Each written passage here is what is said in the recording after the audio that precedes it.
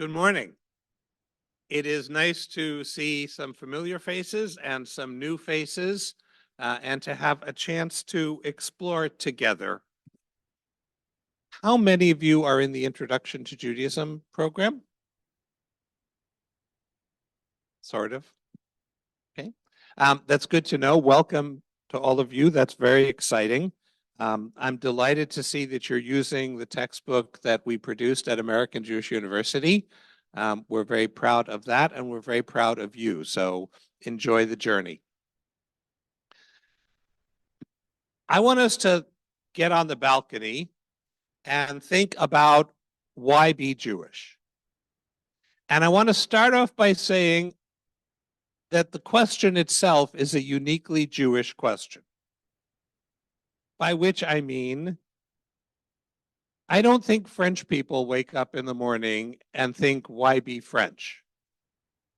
I am certain that my dog doesn't wake up in the morning and think, why be dog?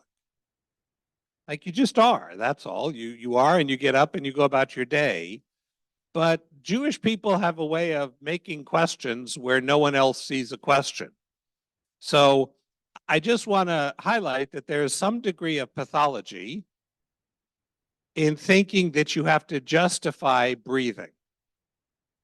Like, the answer to why be Jewish could be just because I am. You got a problem with that?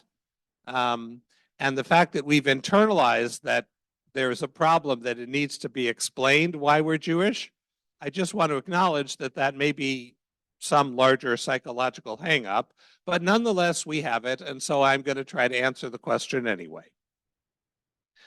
What I want to start with by saying is that there are some things we know that don't work. So guilt, which for a long time was a very effective motivator to why be Jewish, is underperforming of late. Right? I don't know if people have developed an antibody to it, or it's just culturally impossible anymore, but even people who frankly should be feeling guilty these days don't. And all the more so people who have no reason to feel guilty just walk around not feeling guilty. I personally don't understand that, but that's the world. Sermons don't seem to work. I have given many of them. The woman who funded our rabbinical school, Ruth Ziegler, was someone who never attended synagogue, and yet she has inflicted more sermons on people than probably any other single person in the world by training hundreds of rabbis who then go inflicting sermons on people. And I will tell you that the Jewish people have developed a way of containing rabbinic sermons.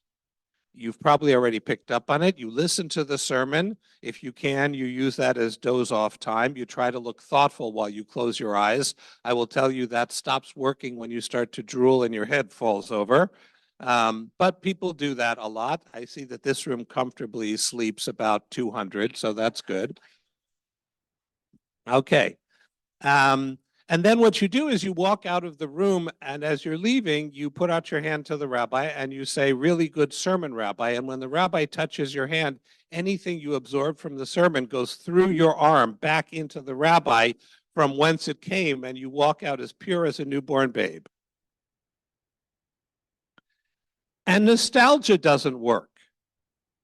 Nostalgia doesn't work in part because more and more people don't have anything to remember.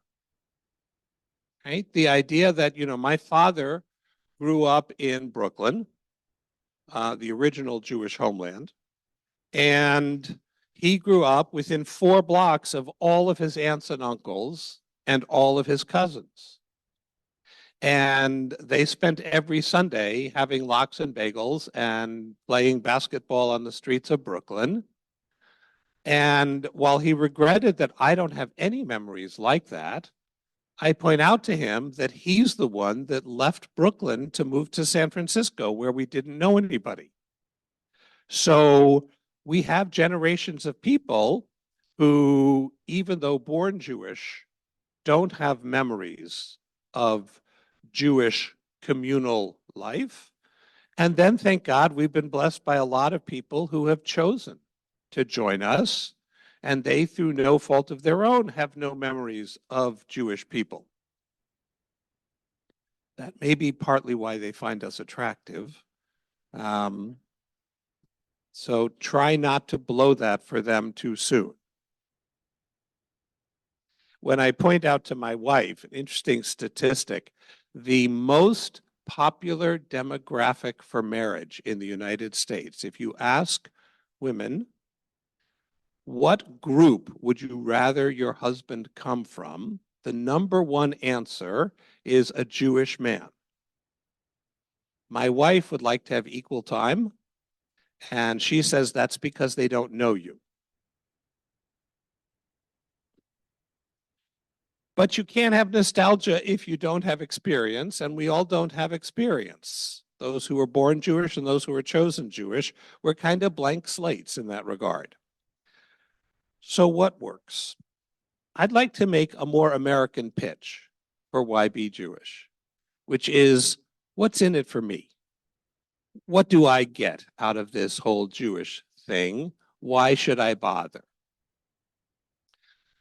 And the first thing I want to say is there are three basic human needs that all people have that are profoundly addressed, uniquely addressed by Judaism, Jewish practice, and Jewish wisdom.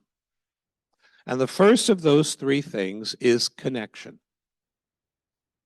It should not be news to any of you that Americans today, I think, in fact, people throughout the world, are suffering an epidemic of loneliness. Right? We see that in studies that are being done. You have experience of it in your own life. People are more lonely than at any point that we've been measuring loneliness. And I want to jump in and say, loneliness is not the same thing as being alone. You can be alone and feel surrounded by loved ones. You can be in a crowded room and feel completely invisible and isolated. That's lonely. And Americans are grotesquely, tragically lonely right now. So let me tell you a story. I mentioned this to those of you who are here on Friday night. Grandmother's closets are magical spaces, right? The stuff that those old women pack away in their closets are open up universes, right? And many pleasant childhood hours were spent going through my grandmother's closets and discovering hidden treasures. But this is a story about my daughter and hidden treasures. She was about 5 years old, my daughter Shira, and we were visiting my mother's house in San Francisco. And because we had a little spare time, I suggested to her that she might want to go rummaging through my mother's closet. I, of course, am an adult and I don't do such things. But I was supervising Shira going through my mother's closet. Honey, try over there. No, the next one. Open that one. Let's see what's in there. And she came across a shoebox, which she opened up. And inside that shoebox was Monique. Monique is a stuffed cat, right? A doll that I had as a little boy, not an actual cat. Very sensitive people here.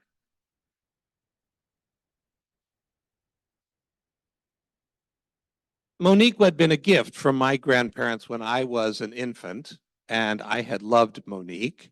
And Monique looked like she had barely survived my childhood. The hair was mostly gone. The eyes had fallen out. My mom had sewed X's where the eyes used to be.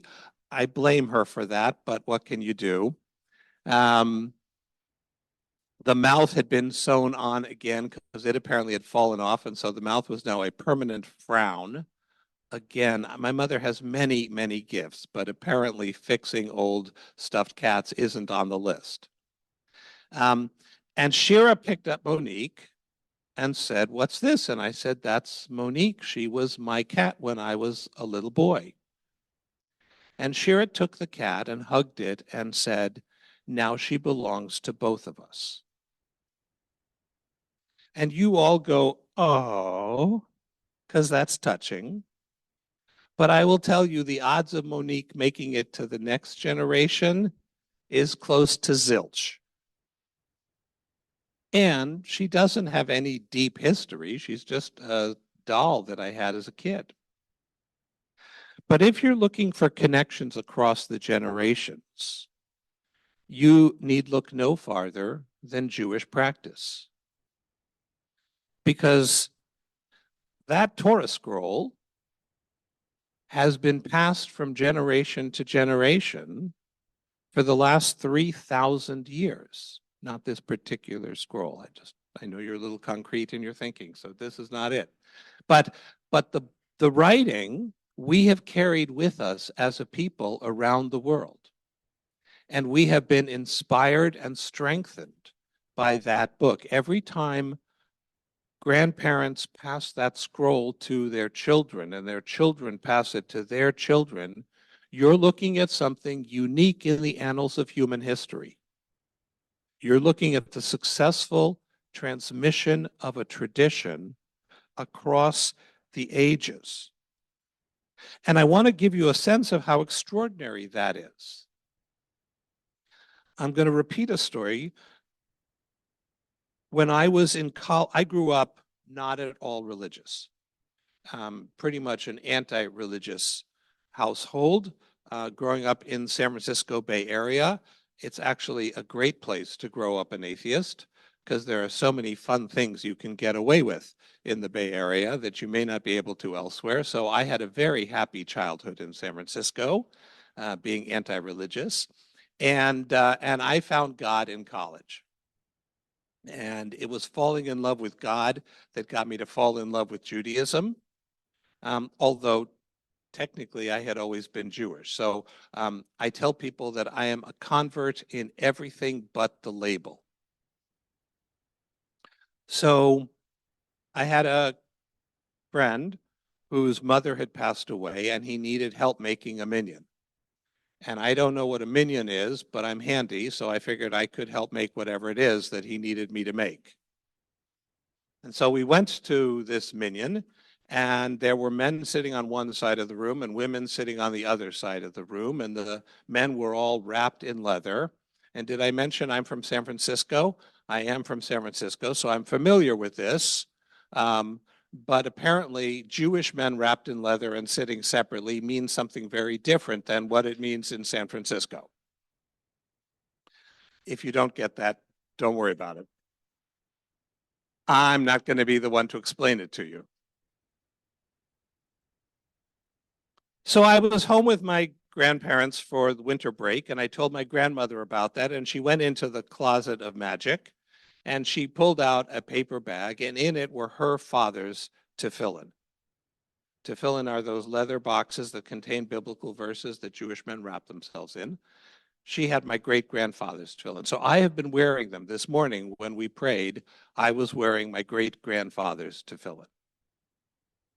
That beats Monique by 4 generations.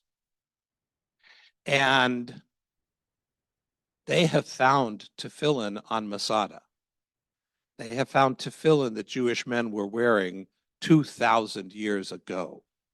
So if you're looking for a way to connect across the generations, there is nothing like Judaism for making those connections. My grandparents' parents came to America from Russia. My grandmother's parents brought with them one thing from the old world, well, 2. They brought silver candlesticks and they brought a silver Hanukkah menorah, which I light every year. If you're looking for a way to connect across the generations, something that links you to those who've gone before and to those who are coming after, welcome to Judaism. Because there's nothing here that doesn't connect us across the generations, midor ledor, from generation to generation. Second, every human being has a deep need for what I call context. That is to say, meaning. Biologically speaking, human life is a lot of effort that leads to nothing. We are all finite. We all have a limited span on this planet. The cemeteries are filled with famous and very important people that nobody remembers anymore. Much of what they did fades away into insignificance. Much of their perspectives are now outdated or simply wrong. So if you're looking for the fact of being to provide meaning, you're looking in the wrong place. Meaning does not come out of existence. Meaning comes out of relationship. It's what we do with and for each other that, while it may not abide in time, never loses its significance. That's why the Bible says that love is greater than death. Long after the lovers are gone, their stories inspire. Romeo and Juliet will always make people cry, right? And the ability to find things that our lives can grab onto that are bigger than our biology, bigger than our mortality or our finitude, that I believe is humanity's search for meaning. But there too, look at the power of our tradition. So for 10 years, I was a congregational rabbi in Southern California. Since then, I've been running a rabbinical school in Los Angeles. If any of you are interested in becoming rabbis, come talk to me. But during those 10 years, the period in my life that my mother refers to as when I was a rabbi, I had the pleasure of teaching B'nai Mitzvah kids. And they would come into my office and we would read the ancient words of the prophet Isaiah or Micah or Amos.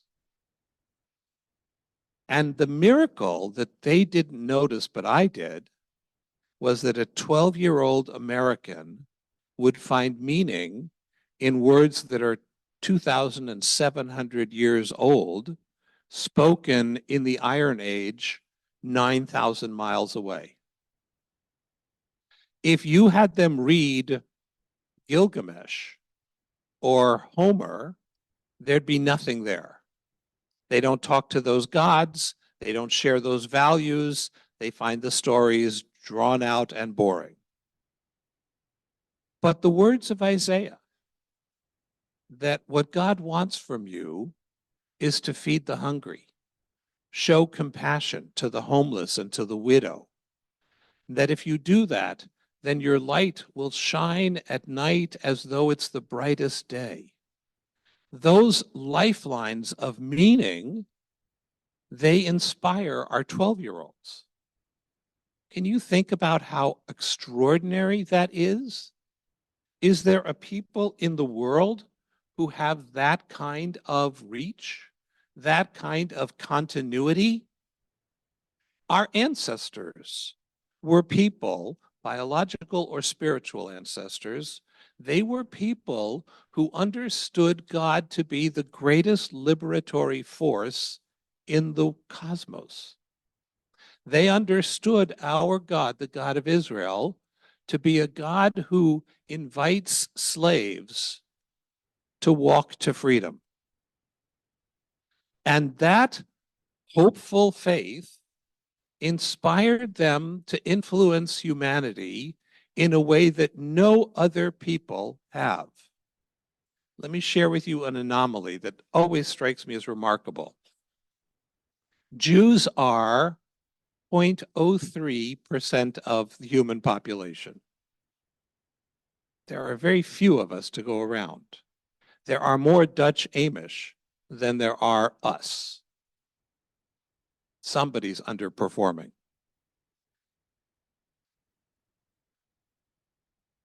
In English, there's a word for people who aren't part of that 0.03%. Isn't that weird? Like there's a word, Gentile, which means you're part of the 99% of humanity. There's a word for that. There is not a word in English for people who aren't Chinese. Chinese are 1/4 of humanity. If there should be a word for someone who's not something, there should be a word for someone who's not Chinese. There's no word for people who aren't British or aren't French or aren't Nigerian. But there's a word that non-Jews know for if you're not Jewish. Isn't that crazy? Did you ever think about that? How odd that is? Right? Because apparently we loom large in humanity's imagination. I wonder if that's in part because we were the people who insisted that every human being is made in God's image. And we've never been forgiven for that. Right? We're the people who taught the world you have to pay a laborer their wages. We insisted that you have to let the earth rest.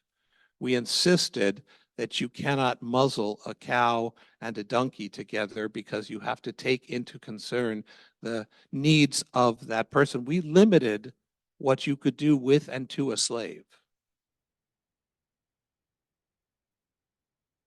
And the world has never forgotten and has not really accommodated. And that message spread. That message spread not only through our own efforts, but through our daughter religions, through Islam and Christianity. The amazing thing now is, if you, well, here's something I never do. I never tell people on an airplane that I'm a rabbi, right? Because I end up immediately sucked into a conversation I desperately want to get out of immediately. And nowhere to go, right? They won't let you sit on the wing, right? So at 3,500 feet, 35,000 feet, you end up having conversations about people's bad Hebrew school experiences if they're Jewish, right? And if they're Gentiles, then you wind up having conversations about is he or is he not the Son of God, which I have an opinion about. Or even weirder, is he or is he not the Pope? Like, is the Pope satanic? Is the Pope the head of the church? This one I actually don't have an opinion about. I have no flesh in that game, so I could care less. But the people on the plane have really strong opinions about all that stuff. And once you tell them you're a rabbi, they want to know what you think about that stuff. But here's the really interesting thing. I can be sitting on the plane with someone whose ancestors were part of the Germanic tribes that brought down the Roman Empire. Their ancestors ran through, as Disraeli said, the Black Forest, buck naked, painting their tushies with berry juice and screaming all the time, right? And when I say Isaiah, they think that's part of their heritage, which it is. But that's amazing. We live in a world in which the God of Israel is now shared with the majority of humanity. That's pretty unlikely. I will tell you that the competing gods, Baal, for example, the god of the Canaanites, hasn't done nearly so well, right? Our book, the Bible, every single day outsells any other book. And it has been consistently doing that for 2,000 years, right? That book, by the way, when it has a competitor, the competitor is generally a knockoff of the Bible. So I think of Harry Potter, which was the greatest commercial success in the book world in my lifetime. Harry Potter is about a kid who gets raised not by his biological family, discovers that there's an evil sovereign who has it in for his people and wants to take over the world, and he discovers magical powers which allow him to resist this tyrant.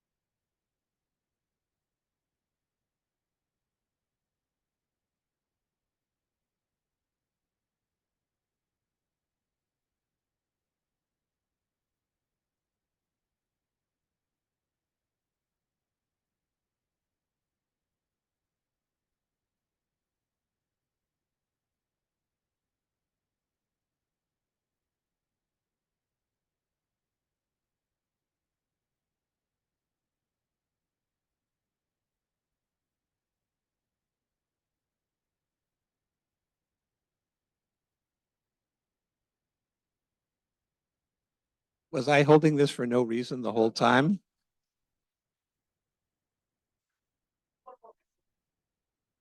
Okay. I'm happy to answer that question. So I grew up an atheist, as I mentioned, um, and and nothing against atheism. There are many wonderful atheists, and there are many religious jerks. So we each find our own path. There were two things I think that happened in college. Well, three. One is it could have honestly been hormonal, meaning I also met the woman who I've been married to for 40 years that same semester. So I could have been just looking for love all over the place, and I found Ilana and I found God. And 40 years later, I'm with the same God and the same woman. So it could, we come up with fancy reasons, but it just could be biology. Um, but I think it's two additional things. One is I grew up in a home with very strong values of justice, and my atheist mom is one of the most righteous people I know. But she doesn't have a logical basis for it. Like if there's nothing out there but us, then morality is just consensus and the majority wins.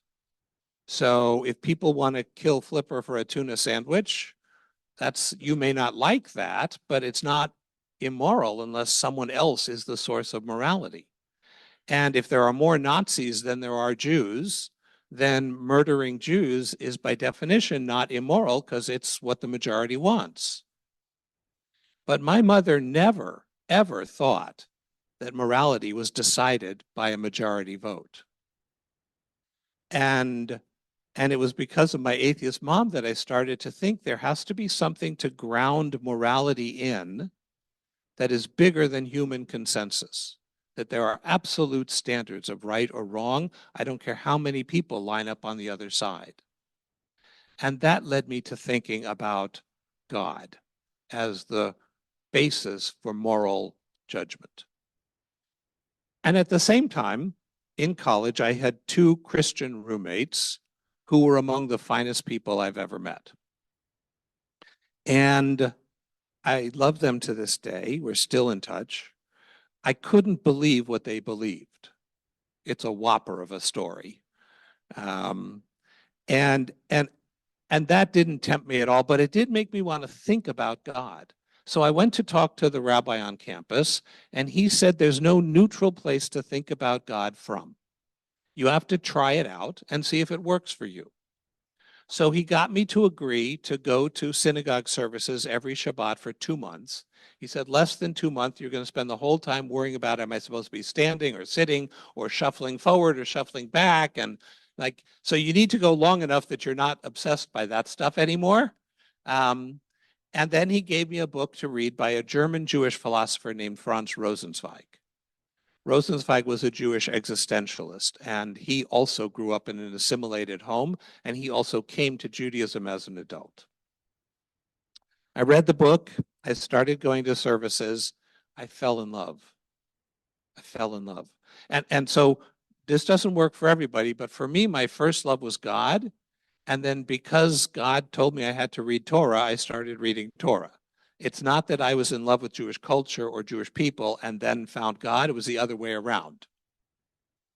One of the things I resent about anti-Semites is they haven't earned it.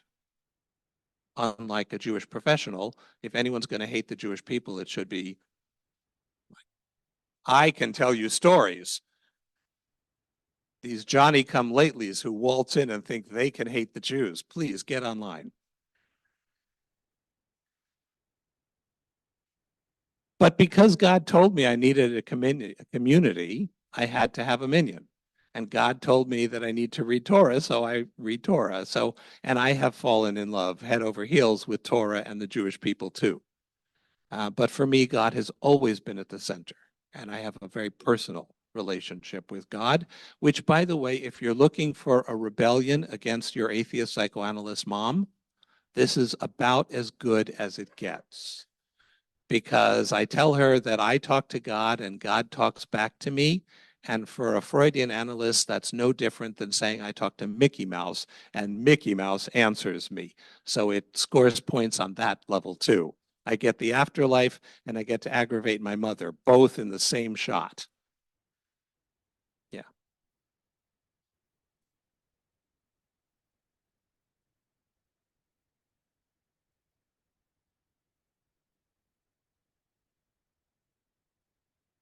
So that is true. You can indeed. There's one of my favorite passages in the Talmud. The rabbis are having a conversation with God, and they pose to God, if you could choose between people forgetting you and studying Torah, or forgetting Torah and following you, which would you prefer? And God said, I would rather that they study Torah, because the Torah will bring them back to me. What if we entertain the idea that believing in God isn't something you say, it's something you show? So is the sanctimonious person who sits in judgment of everybody else because of a theological doctrine, is that person a God believer? Or is the person who feeds the hungry and is compassionate when they see someone crying, but doesn't think there's some metaphysical being out there, is that person a God lover? I'm pretty clear what I think. I think that you put the emphasis on, you know, God loving is something you demonstrate. Don't talk to me about how much you love God. Let me watch you. Let me follow you through the day, and I will see by the way you treat God's creatures whether you are a God lover or not. So absolutely, you can convert to Judaism as far as I'm concerned. You can be a Jew in good standing and not think that there's someone out there. Um, but you have to engage in Torah, you have to engage in mitzvot, you have to engage in community. Ultimately, I think there's a harmony there, but for some people, there isn't. And I think one last comment about that.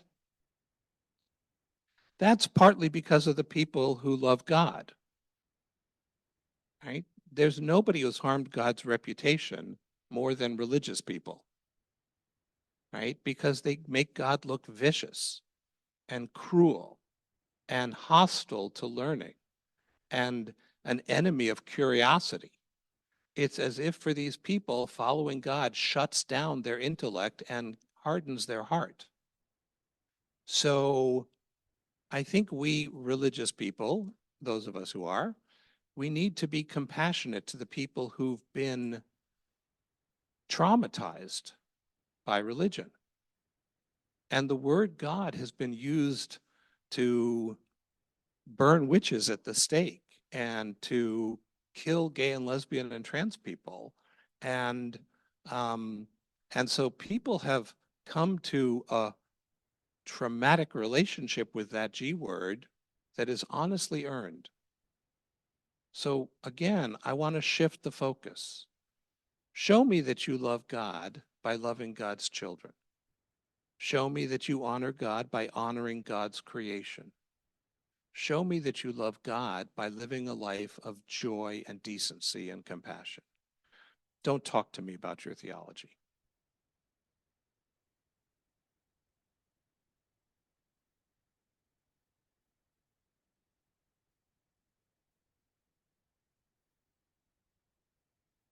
God's spokespeople.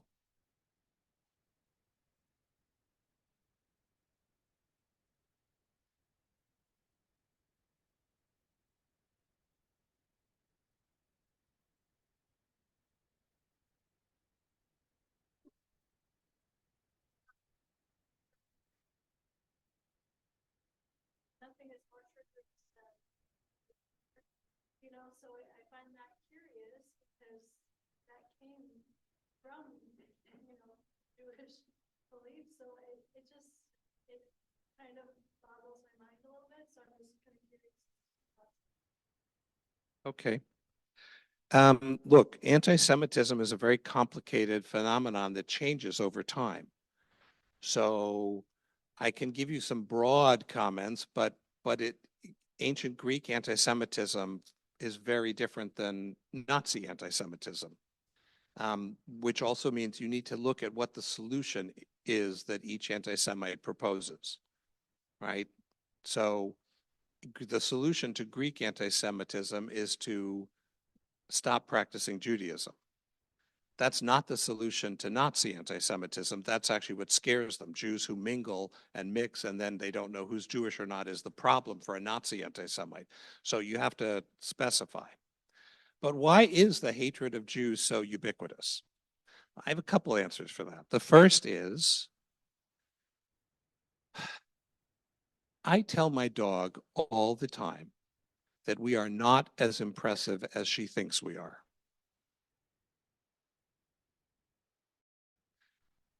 Human beings are descended from the large apes. Those creatures also have anger management issues, right? Fortunately, they don't have the kind of shoulder bones that allow them to pitch accurately. So when you go to the zoo and the gorilla gets mad at you and wants to fling feces, they have to throw sideways like this. And so it just goes everywhere except where they're aiming. But we have inherited their temper and better shoulders. So we get pissed at everybody. Like, I mean, think about the history of humanity is the history of hating everyone who's different.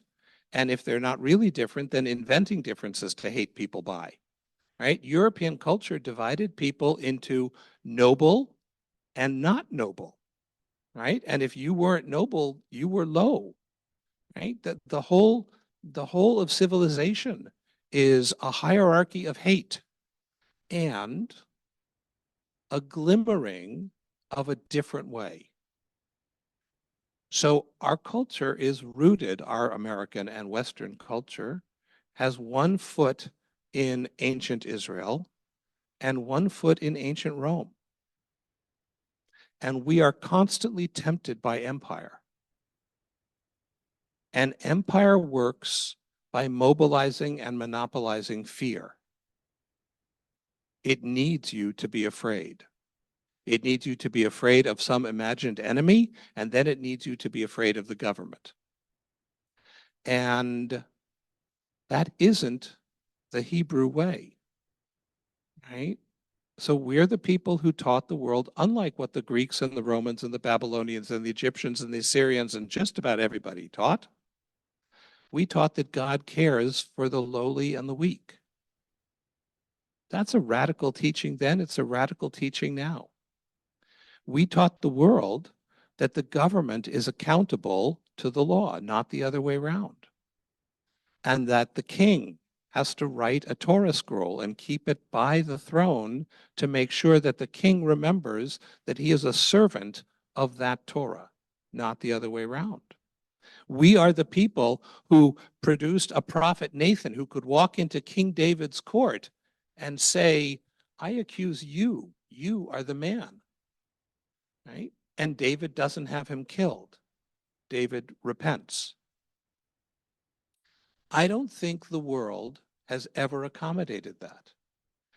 Every year, the Roman emperor would launch a speech in the Senate by saying, I and my armies are well. There was one recorded time in the Roman Empire where that didn't happen.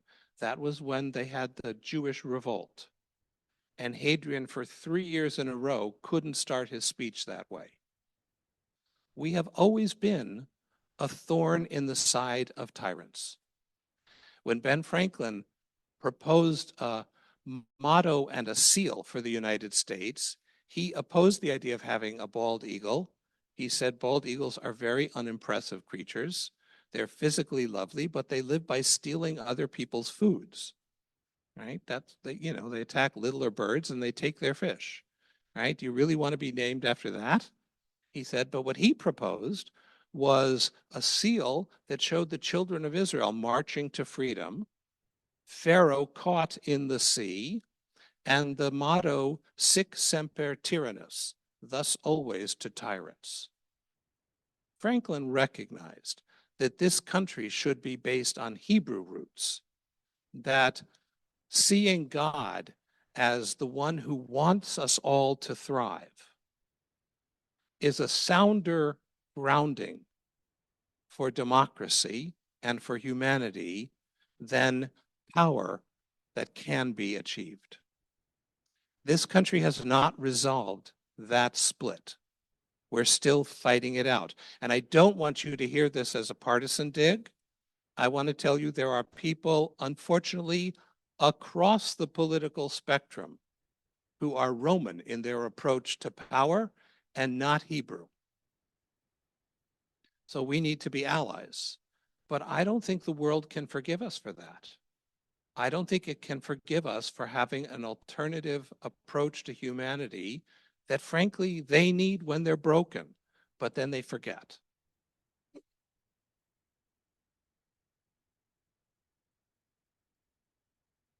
Others. Yeah.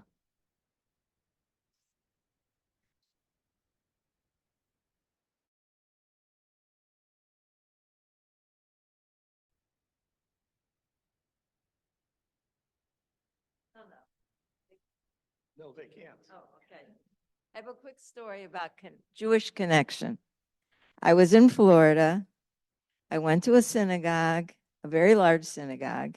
They were very nice to me. They gave me an honor being although in Florida in the winter, there's a lot of people who come from all over, so no big deal. So there were a lot of people. The rabbi even said there are no Jews in Toronto or Montreal in the winter. They're all in Florida. So anyway, we had the service and then we had lunch. And I just didn't feel like getting in line for lunch. I didn't know, any people there. And I see a random lady and just standing there. So I went up to talk to her and we, started getting acquainted, and she was from Montreal. So I said, "Oh, I have cousins in Montreal, who, by the way, I don't know very well, but I know, we know each other exists." And she said, "Oh, really? What's the name of your cousin?" Montreal is very large. So I tell her, and she said, "Oh, yeah, I worked with Shifra for 15 years." That's a Jewish story about connection. So let me tell you another story about Jewish connection. I have the pleasure of having ordained the chief rabbi of Uganda, whose community, the Abba Yudaya, chose to be Jewish about 90 years ago. And his son-in-law is now in the rabbinical school. And so I will go back to Uganda a second time for another installation when he is ordained. And I took my then 15-year-old daughter with me to Africa. At some point, you should treat yourself to a trip to the Abba Yudaya community. It's extraordinary. But I wanted Shira to see that although they don't look like her and they don't know what lox and bagels are, and probably would think it was slimy, and they don't have any Ashkenazic traditions there because they're not Ashkenazic, that in fact they were her brothers and sisters, and that no Jew anywhere in the world is ever alone, because anywhere there's a Jewish community, you have brothers and sisters. And that is a really powerful reality that we often take for granted.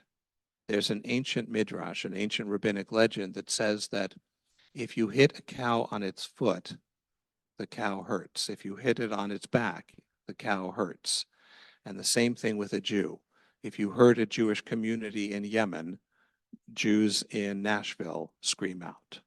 Right? We are all together in all of this, and that is a special source of strength too. Any others? Yes, sir.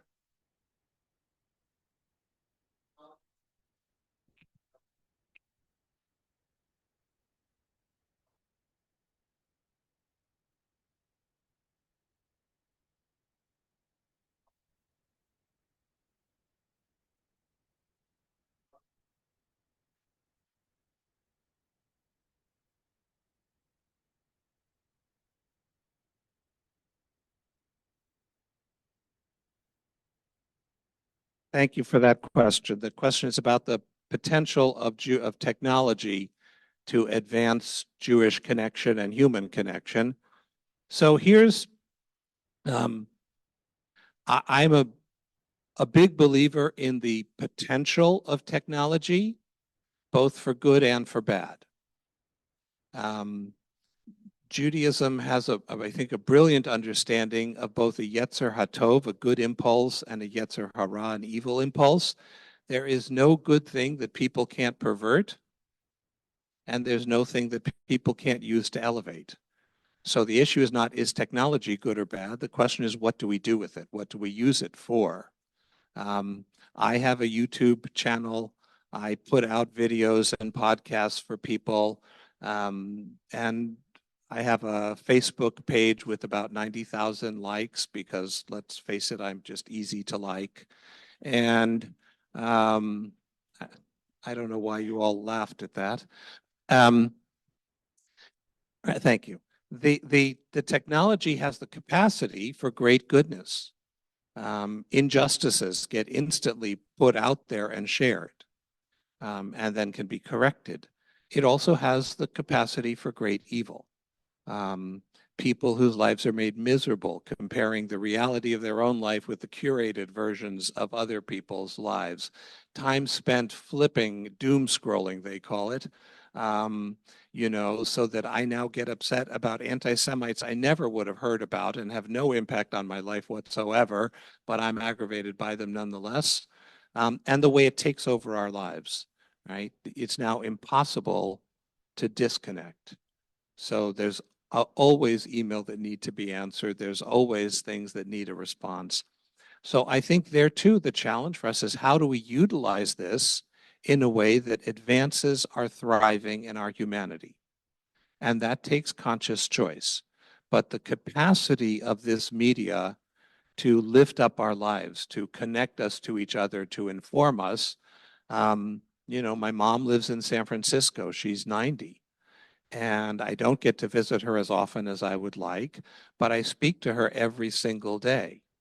And she's able to see my face, which makes it possible for her to hear what I'm saying. And I'm able to have that connection to her because of the technology. So I'm deeply grateful for it. We need to own it, meaning we need to determine how to use it and how not to use it. So I hope that answered your question. Yes?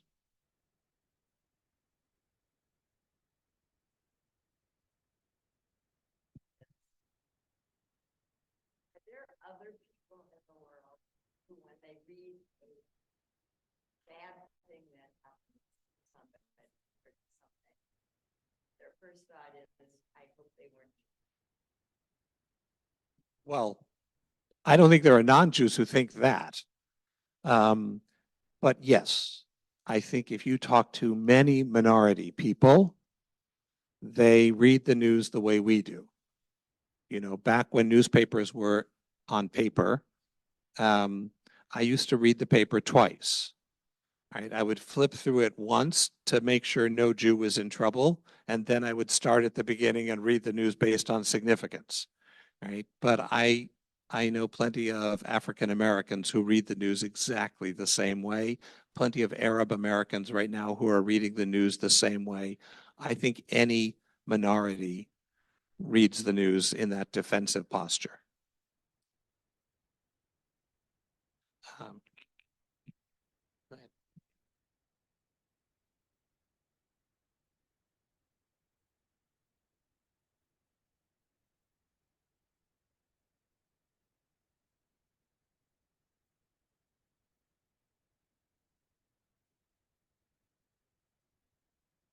Wonderful. So first of all, Mazal Tov. It is greater than you can imagine. You are in for a life-transforming treat on a level you can't imagine. Whatever your fantasies are, it's better. The downside of having kids is that romantic love becomes trivial. Like, you'll start wondering why there are not songs on the radio about spit up love. and wipe the fanny love, which is way more significant than let's go for a dance and a kiss. You may, in fact, finding yourself singing such songs to your infants. My wife and I have a whole line of burp songs that we developed with our twins. So it's going to be great. Second of all, be loving to them and to yourself. You will not be a perfect parent. You will make mistakes. You will fall short. You are not the first parent who will do that, and they in turn will do that too. What you're aiming for is good enough. And if you're a good enough parent, your kid is born with incredible resilience and they will be fine. So be as good as you can be and be forgiving for those moments when you're not. The only advice I want to offer you is we raised our kids in synagogue. Because they're a rabbi's kid, we would come to shul every Friday night, every Saturday morning, every Jewish holiday, and the kids just lived at the synagogue. That's a gift that will change their lives. My son continues to love synagogue. My daughter is allergic. Right? Through no fault of her own. If my wife and I need to have a conversation without Shira in the room, we just take out a prayer book and open it, and she's gone.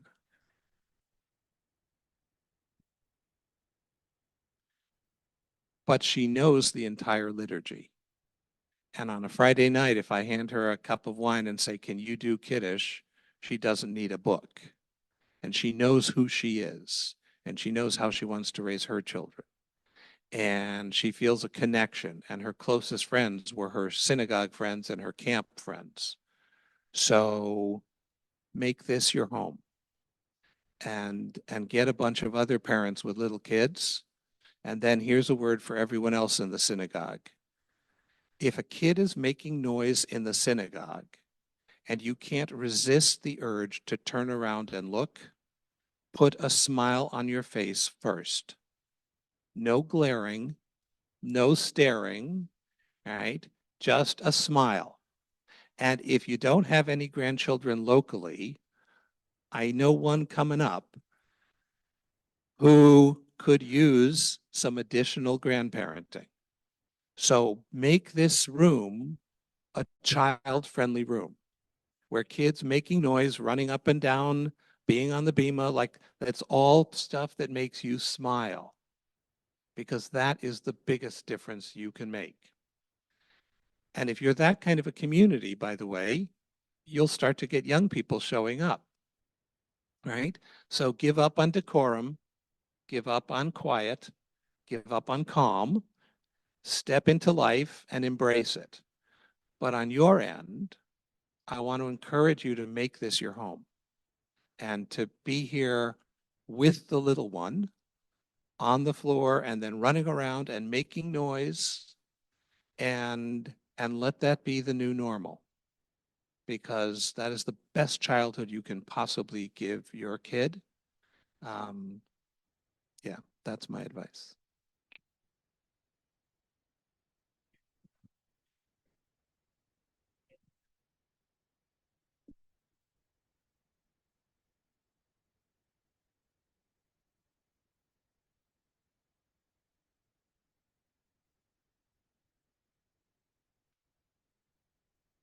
I think anti-Semitism, like all bigotries, is based on the need to hate. There are people so wounded that the only way they can justify getting up in the morning is by having someone they look down on. And then they come up with reasons to point their hate in particular directions. So people who hate Black people, people who hate trans people, people who hate, I don't know, liberals, conservatives, fundamentalists, whatever. The hate comes first, and then people come up with reasons for the hate. And there are still people who don't like us because they think we killed Jesus or because we don't accept their religiosity. And some of that spills over into toxic politics. Sometimes it just stays inside their churches. It's a kind of gentle anti-Semitism, like a smelly breeze. Um, but I think the best response to all of the hate is two. The first is examine your heart for your own hate. Who is it that you're painting with a broad brush? And who is it that you're robbing of their humanity? And then take countermeasures within. And then the second is add to the vitality of Jewish life in whatever way you can. Because the response to the haters has to be a love more resilient than their hate.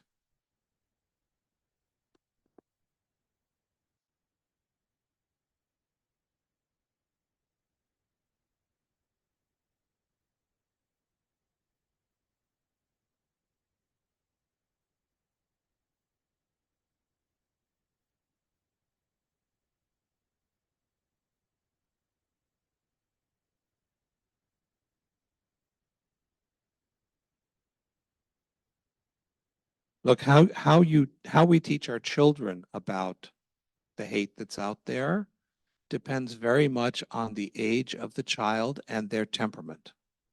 So I don't have a one size fits all. I am not one of those people who I postponed telling my kids about the Holocaust as long as I could, because I figured they're going to have a whole lifetime of knowing that. I'd rather give them some solid years of just thinking that being Jewish is the greatest thing in the world. A short story about that. I'm in Mission Viejo. There are not a lot of Jews in Mission Viejo. One of the world's largest churches, the Saddleback Church, is in Mission Viejo. And we had a deal every Thanksgiving with a Methodist church where we would share services on Erev Thanksgiving. And we did 1 year in the church, 1 year in the synagogue, back and forth. The years that the service was at the synagogue, the preacher preached. The years that it was in the church, I would preach. So I'm getting dressed to go to this Thanksgiving service, and 3-year-old Shira's in the room, and she asked me where I'm going, and I say I'm going to church. And then I realize she's a 3-year-old Jew in Mission Viejo. She has no idea what a church is. So I say, do you know what a church is, honey? And she says, no. And I say, church is like shul for people who aren't Jewish.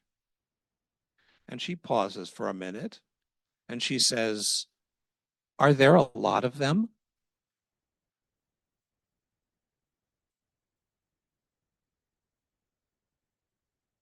And I said, yes, honey, there are a lot of them. There are more of them than there are of us.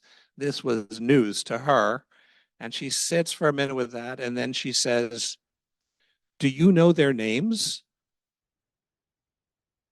So I still think the best thing we can do vis-a-vis anti-Semitism is give our children joy in being Jewish so that they love being Jewish and that that's the best response to the hate. I do think we need to talk to them about the many ways that our neighbors hate many people, including us, and that the hate is never justified. The hate is always a projection of ugliness within, projected out. And so to try to empower our kids not to take it in, not to ask, what did we do to deserve this? Not did what we do to cause this. Black people didn't cause white bigotry, right? And Asian people did nothing to cause the hatred towards Asians, right? Women did not cause male hatred and violence, right? So I think we have to teach them the same thing about anti-Jewish hate as we teach about all those other hates, which is that people whose worldview is based on power don't sleep well at night, because power is something that you seize and that can be seized from you, right? And that's why the Bible wants to give us a different basis for human organization, right? The Bible doesn't root its system in power, it roots it in love. Love is freely given and freely taken. It can't be coerced. right? But everyone in power is desperate to hold on to the power because they think that without it, they're vulnerable. Turns out that what makes them vulnerable is basing themselves on coercion. So teach your kid that. The haters aren't coming from a place of strength. They're showing you how weak they truly are. And so you walk with pride and you walk in love and stay open to those haters who are willing to have a conversation because they're desperate to be healed of the burden of their hate, right? And so stay open to that, but don't let the hate in. Don't become the mirror image of them. Thank you, everybody.